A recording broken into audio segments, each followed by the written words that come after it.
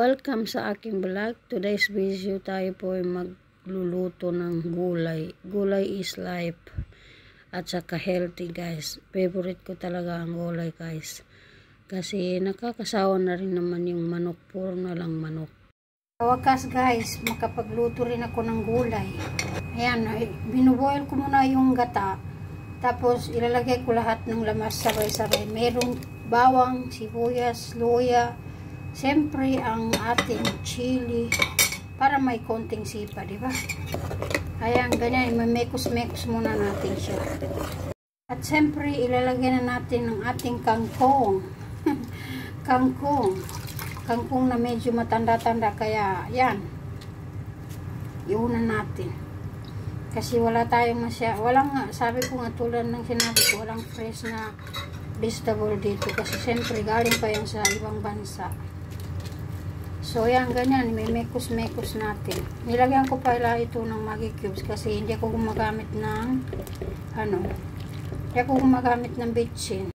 Siyempre, guys, maglalagay tayo ng black pepper dito.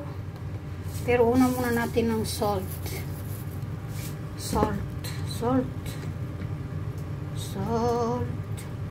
At siyempre, black pepper for taste also.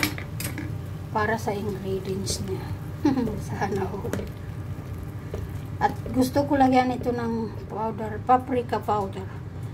Ay, naku, nagmamoist ang ating camera, kaya hindi makikita ang niluluto natin dito. Ito yung ilalagay natin yung powder paprika. Para na may extra flavor. Sana all may extra flavor. Ayan. Ayan guys, may mekos-mekos natin. Matikman nga natin kung masarap ba ang luto ni Kurindang. Aray, mainit.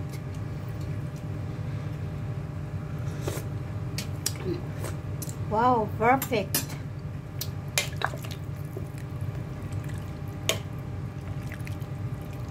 Ayan, magluluto si Kurindang ng gulay.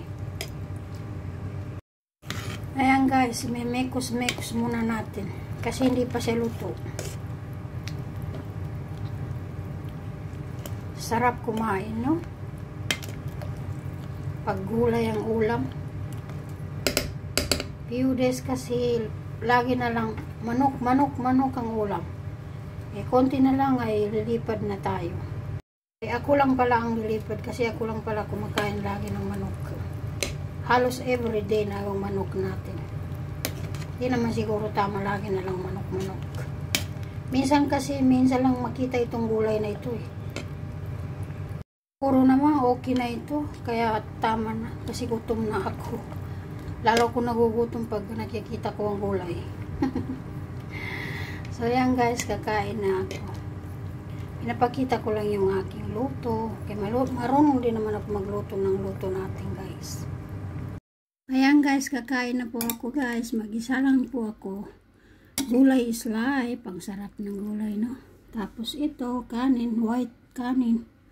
White rice. Para kumpleto yun. In English pa, tapos white kanin. So ayan guys, kain po tayo.